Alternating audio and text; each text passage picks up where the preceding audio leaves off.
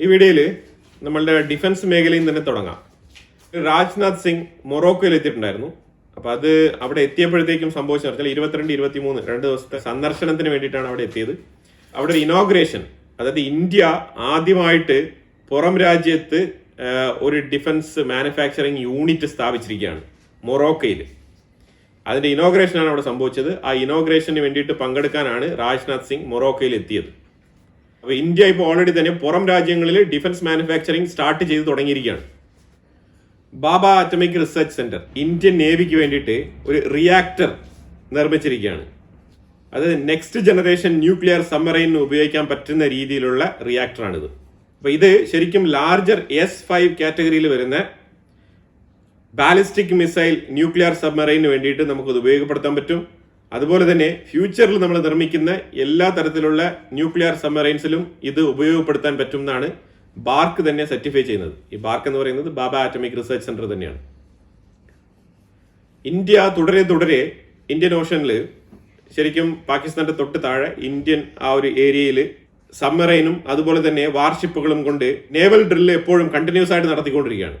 അപ്പൊ ഇന്ത്യയുടെ തുടരെയുള്ള ഈ ഒരു നേവൽ പരീക്ഷണം പാകിസ്ഥാനെ ബോധേഡ് ചെയ്യുന്നുണ്ട്. അതായത് ഇന്നലെയും പാകിസ്ഥാൻ ഈ ബോർഡർ മേഖലയിൽ വെടിവെപ്പൊക്കെ തുടരുകയാണ്. ഇന്നലെയും നമ്മുടെ 2 സോൾജേഴ്സ് അവിടെ ഇഞ്ചൂർഡ് ആയിട്ടുണ്ട്. അപ്പൊ നമ്മളിങ്ങനെ തുടരെ ബോർഡർ മേഖലയിൽ ഈ ഒരു നേവൽ പരീക്ഷണം നടത്തുന്നത് അത് വെറുതെ ഒന്നുമല്ല. കറാച്ചിയെ വേണമെങ്കിൽ നമുക്ക് ടാർഗറ്റ് ചെയ്യാം, വളരെ എളുപ്പത്തിൽ തന്നെ ചെയ്യാൻ പറ്റും.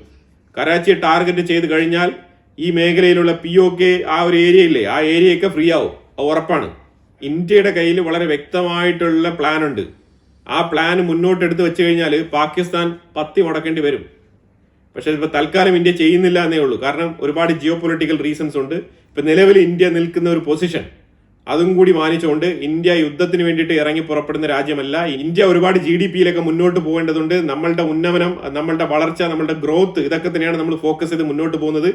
അപ്പോൾ ഒരുപാട് യങ്സ്റ്റേഴ്സ് ഉള്ള ഒരു പോപ്പുലേഷനാണ് ഇന്ത്യയുടേത്. അപ്പോൾ നമ്മൾ നമ്മുടെ രാജ്യത്തിന്റെ ഗ്രോത്ത് ആണ് നോക്കുന്നത്, അല്ലാതെ യുദ്ധമല്ല. അപ്പൊ യുദ്ധം ചെയ്ത് തുടങ്ങിക്കഴിഞ്ഞാൽ നമ്മുടെ രാജ്യത്തിന്റെ ഇൻവെസ്റ്റ്മെന്റും കാര്യങ്ങളെല്ലാം വരുന്നത് നിൽക്കും. അങ്ങനെ നിലച്ചു കഴിഞ്ഞാൽ പിന്നീട് നമ്മുടെ ഗ്രോത്ത് കുറച്ച് കാലം എടുക്കും, സ്ലോ ഗ്രോത്ത് ആയിട്ട് മാറും. അപ്പൊ ഇങ്ങനെ റാപ്പിഡ് എക്കോണമി ആയിട്ട് നിൽക്കുന്ന ഇന്ത്യയെ അങ്ങനെ തളർത്താൻ ആഗ്രഹിക്കാത്തത് കൊണ്ടാണ് ഇന്ത്യ ഈ കാര്യങ്ങളിലൊക്കെ ചില നിർണായക തീരുമാനങ്ങൾ എടുത്ത് മുന്നോട്ട് പോകുന്നത്. ട്രംപ് വളരെ ഓപ്പൺ ആയിട്ട് തന്നെ ചോദിക്കുകയാണ് കേട്ടോ. അതായത് എനിക്ക് നോബൽ പ്രൈസ് വേണം, ഇന്ത്യ പാകിസ്ഥാൻ യുദ്ധം നിർത്തിയത് ഞാനാണ് എന്നാണ് പറഞ്ഞിരിക്കുന്നത്. അപ്പൊ ഇന്ത്യയും പാകിസ്ഥാനുമുള്ള യുദ്ധം തീർന്നേ, നമ്മൾ രണ്ടും തമ്മിൽ എഗ്രിമെന്റ് ഒക്കെ വെച്ച് എഴുത്തുകൂത്തൊക്കെ നടത്തി ഭയങ്കരമായിട്ട് പീസ് എഗ്രിമെന്റിൽ ഒപ്പിട്ട് ഇന്ത്യയും പാകിസ്ഥാനും ഓൾമോസ്റ്റ് ഒരു ബ്രദേഴ്സിനെ പോലെ ആയിരിക്കുകയാണ്. ട്രംപിന്റെ കാഴ്ചപ്പാട് അതാണ്, ട്രംപിന്റെ വിവരണം അതാണ്. അപ്പൊ ട്രംപ് പറഞ്ഞു വെക്കുന്നത് ഇനി ഇന്ത്യയും പാകിസ്ഥാനും തമ്മിൽ ഒരു പ്രശ്നം വരത്തില്ല, എനിക്ക് നോബൽ പ്രൈസ് വേണം എന്നാണ് ട്രംപ് ഓപ്പൺ ആയിട്ട് തുറന്നങ്ങ് ചോദിച്ചിരിക്കുകയാണ്. ഒരു മനുഷ്യൻ ഇത്രത്തോളം അയാളുടെ എല്ലാ ഡിഗ്നിറ്റിയും എല്ലാം മറന്നുകൊണ്ട് നോബൽ സമ്മാനം വേണം എനിക്കെന്ന് ചോദിച്ച സ്ഥിതിക്ക് ഒരു നോബൽ സമ്മാനം അങ്ങ് കൊടുക്കുന്നതാണ് നല്ലത്. അല്ലെങ്കിൽ ഈ ലോക പോലീസ് എന്ന് പറഞ്ഞ ആ ഒരു പൊസിഷനിൽ ഇരിക്കുന്ന ഈ വ്യക്തി പല രീതിയിലുള്ള ഗുരുതരമായ ആഘാതങ്ങൾ വരുത്തി വെക്കും, ഉറപ്പാണ്. ഇന്ത്യക്ക് മാത്രമല്ല ലോകത്തിന് തന്നെ. ഒരുപക്ഷെ നോബൽ സമ്മാന കമ്മിറ്റിയെ തന്നെ ഇയാൾ സാങ്ഷൻ ചെയ്തേക്കും. അതിന് സാധ്യത ഞാൻ കാണുന്നുണ്ട്. അത് ഇനി വരുന്ന ഫ്യൂച്ചറിൽ ഇന്ത്യക്കുള്ളിൽ ഹൈഡ്രജൻ ഫ്യൂവലിന് വലിയ രീതിയിലുള്ള സാധ്യതകൾ ഉണ്ട് എന്നാണ് വിലയിരുത്തൽ.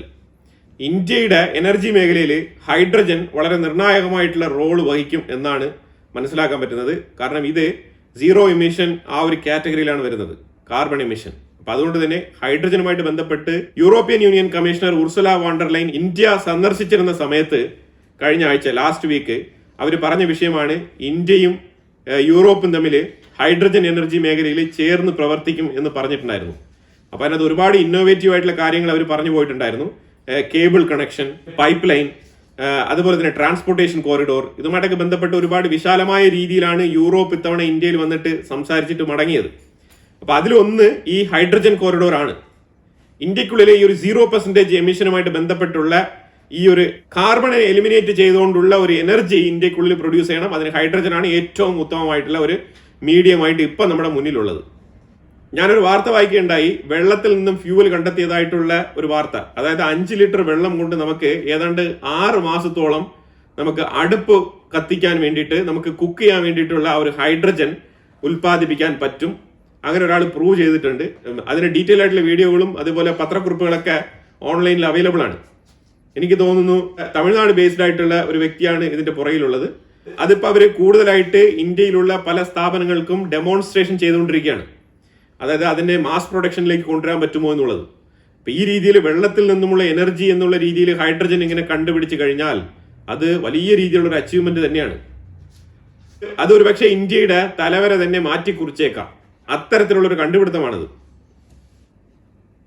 Central government naval and commercial ship building hub നിർമ്മിക്കാൻ വേണ്ടിയിട്ട് 30,000 കോടി ചെലവാക്കിക്കൊണ്ട് തൂത്തുക്കുടി എന്ന് പറഞ്ഞ ആ ഒരു സ്ഥലത്ത് ഷിപ്പ് ബിൽഡിങ്ങിന് വേണ്ടിയിട്ടുള്ള കമേഴ്ഷ്യൽ അതുപോലെ നേവൽ രണ്ടിന് വേണ്ടിയിട്ടുള്ള ഒരു ഹബ്ബ് ബിൽഡ് ചെയ്യുകയാണ്. ഇത് 30,000 കോടി എന്ന് പറഞ്ഞു കഴിഞ്ഞാൽ ഏതാണ്ട് $3.4 ബില്യൺ വരും. $3.4 ബഡ്ജറ്റിലാണ് ഈ ഒരു പ്രോജക്റ്റ് വരുന്നത്. ജയ്ഷ് അതുപോലെ ഹിസ്ബുൾ ഈ രണ്ട് സംഘടനകളും ഇത് കശ്മീരിലുള്ള തീവ്രവാദ സംഘടനകളാണ്. POK ആസ്ഥാനമായിട്ട് പ്രവർത്തിക്കുന്ന സംഘടനകളാണ്. ഈ രണ്ട് സംഘടനകളിൽപ്പെട്ട തീവ്രവാദികളെല്ലാം തന്നെ ഖൈബർ പഖ്തൂൺഖ്വ മേഖലയിലേക്ക് മാറിയതായിട്ടാണ് വാർത്തകൾ വരുന്നത്. അതായത് ഇന്ത്യയെ പേടിച്ചിട്ടാണ്. കാരണം ആ മേഖലയിൽ ഇപ്പൊ ഇച്ചിരി അശാന്തിയാണ്. പാകിസ്ഥാൻ ഇന്ത്യയെ ഇച്ചിരി ചൊറിഞ്ഞു തുടങ്ങിയിട്ടുണ്ട്. അത് പ്രത്യേകിച്ച് ഈ സൗദിയുമായിട്ട് ബന്ധപ്പെട്ട സ്റ്റേറ്റ്മെന്റ് സൽമാൻ രാജാവ് പറഞ്ഞല്ലോ, ഇന്ത്യയുമായിട്ടുള്ള ബന്ധം വേറെയാണ്, പാകിസ്ഥാനുമായിട്ടുള്ള ബന്ധം വേറെയാണെന്നാണ് പുള്ളി പറഞ്ഞത്. പാകിസ്ഥാനുമായിട്ടുള്ള ഡിഫൻസ് ഡീൽ സൈൻ ചെയ്തതിന് ശേഷമാണ് സൗദി രാജാവ് ഇങ്ങനെ ഒരു സ്റ്റേറ്റ്മെന്റ് പറഞ്ഞത്. അപ്പൊ അതിന്റെ ചൊടി തീർക്കാൻ വേണ്ടിയിട്ട് സൗദി രാജാവിന്റെ നിലപാട് എന്തായിരിക്കും എന്നുള്ള രീതിയിൽ ഇന്ത്യയെ ചൊറിയുന്നതായിട്ടാണ് മനസ്സിലാക്കാൻ പറ്റുന്നത്. പാകിസ്ഥാൻ പ്രൈം മിനിസ്റ്റർ ഷഹബാസ് ഷെരീഫ് ഇത്തവണത്തെ UN ജനറൽ അസംബ്ലിയിൽ പങ്കെടുക്കും. അവിടെ അതേപോലെ ഡൊണാൾഡ് ട്രംപിനെ സൈഡ് ലൈനിൽ കണ്ട് സംസാരിക്കും എന്നുള്ള വാർത്തകളൊക്കെ വരുന്നുണ്ട്. ഇന്റർനാഷണൽ ബോർഡറിന്റെ അടുത്തായിട്ട് ഈ ഇന്ത്യയുടെയും പാകിസ്ഥാന്റെയും അടുത്തായിട്ട് ഇന്റർനാഷണൽ ബോർഡർ പോകുന്നുണ്ട്. ആ ഇന്റർനാഷണൽ ബോർഡറിന്റെ അടുത്തായിട്ട് പാകിസ്ഥാന്റെ ഡ്രോണുകൾ അനധികൃതമായിട്ടുള്ള രീതിയിൽ അങ്ങോട്ടും ഇങ്ങോട്ടും ഇങ്ങനെ പറന്നു നടക്കുന്നതായിട്ട് ഇന്ത്യൻ ആർമിയുടെ ശ്രദ്ധയിൽപ്പെട്ടിട്ടുണ്ട്. അതിനെ ചേർത്ത് തോൽപ്പിക്കാൻ വേണ്ടിയിട്ട്, അതിനെ കൗണ്ടർ അറ്റാക്ക് ചെയ്യാൻ വേണ്ടിയിട്ട് ഇന്ത്യൻ ആർമി അവിടെ കുറച്ച് ഡ്രോണുകൾ നമ്മുടെ സൈഡിൽ നിന്നും ഇങ്ങനെ വിന്യസിച്ചിരിക്കുകയാണ്. നമ്മളുടെ ഡ്രോൺ നമ്മൾ ഉപയോഗിക്കുന്നത് സെർച്ച് ഓപ്പറേഷന് വേണ്ടിയിട്ടാണ്. അതായത് ഏതെങ്കിലും തേർഡ് പാർട്ടി ഡ്രോണുകൾ, അതായത് ഇതൊക്കെ ഫോറിൻ ഡ്രോണുകളൊക്കെ ആ രീതിയിൽ വരുന്നുണ്ടോ എന്നുള്ളത് ഡിറ്റക്ട് ചെയ്യാൻ പാകത്തിനാണ് നമ്മളും ഇതേ ടെക്നോളജി അപ്ലൈ ചെയ്ത് കാര്യങ്ങൾ വിലയിരുത്തിക്കൊണ്ടിരിക്കുന്നത്. ഈ ഒരു ദൗത്യം ഏറ്റെടുത്തിരിക്കുന്നത് BSF ആണ്, ബോർഡർ സെക്യൂരിറ്റി ഫോഴ്സ്. അവരാണ് ഇപ്പം അതിനകത്ത് പൂർണ്ണമായിട്ടുള്ള സെക്യൂരിറ്റി ഉറപ്പുവരുത്തിക്കൊണ്ട് കാര്യങ്ങൾ മുന്നോട്ട് നീക്കുന്നത്. ടാറ്റ ഗ്രൂപ്പിന്റെ chairman N Chandrasekharan solar group എന്ന് പറഞ്ഞ കമ്പനി വിസിറ്റ് ചെയ്തിരിക്കുകയാണ്. ഇത് ശരിക്കും സ്റ്റേറ്റ് ഓഫ് ദ ആർട്ട് എന്ന് പറഞ്ഞ സെൻട്രൽ ഗവൺമെന്റിന്റെ പദ്ധതിക്ക് കീഴിൽ വരുന്നതാണ് ഈ ഒരു പ്രോഗ്രാം. അപ്പൊ ഈ കമ്പനി ശരിക്കും ഈ സോളാർ ഗ്രൂപ്പ് എന്ന് വിളിക്കപ്പെടുന്നത് സോളാർ ഇൻഡസ്ട്രീസ് ഇന്ത്യ ലിമിറ്റഡ് എന്ന് പറഞ്ഞാണ് ഈ കമ്പനിയുടെ പേര്. Solar industries India limited. ഈ കമ്പനി പൊതുവെ എന്താണ് ചെയ്യുന്നത് പറഞ്ഞാൽ ലാർജ് ക്വാണ്ടിറ്റിയിലുള്ള അമ്യൂണിഷൻസ് അതേപോലെ എക്സ്പ്ലോസീവ്സ് എല്ലാം തന്നെ ഉൽപ്പാദിപ്പിക്കുന്ന ഒരു കമ്പനിയാണ്. അതിലും പ്രത്യേകിച്ച് ഇൻഡസ്ട്രിയൽ എക്സ്പ്ലോസീവ്സ്. ഇപ്പൊ ചന്ദ്രശേഖരൻ വിസിറ്റ് ചെയ്ത് എന്തിനാണെന്ന് പറഞ്ഞാൽ ടാറ്റ ഗ്രൂപ്പ് ഈ മേഖലയിലും കൂടി അവരുടെ എക്സ്പാൻഷൻ പ്രതീക്ഷിക്കുന്നുണ്ട്. ഈ സോളാർ ഗ്രൂപ്പുമായിട്ട് ടൈപ്പ് ചെയ്തുകൊണ്ട് ടാറ്റയ്ക്ക് അവരുടെ എക്സ്പാൻഷൻ നടത്താൻ വേണ്ടിയിട്ടുള്ള എന്തെങ്കിലും പോസിബിലിറ്റീസ് ഉണ്ടോ എന്നുള്ളത് വിലയിരുത്താൻ വേണ്ടിയിട്ട് വന്നതായിട്ടാണ് മനസ്സിലാക്കാൻ പറ്റുന്നത്. അപ്പൊ എന്തായാലും കുറെ ഇമ്പോർട്ടന്റ് ആയിട്ടുള്ള വിഷയങ്ങളാണ് നമ്മൾ ഈ വീഡിയോയിൽ പങ്കുവച്ചത്. ഇതിനെക്കുറിച്ചുള്ള അഭിപ്രായങ്ങൾ കമന്റ് ബോക്സിൽ രേഖപ്പെടുത്തുക. കൂടുതൽ വാർത്തകളുമായിട്ട് അടുത്ത വീഡിയോയിൽ വരാം. Thank you so much.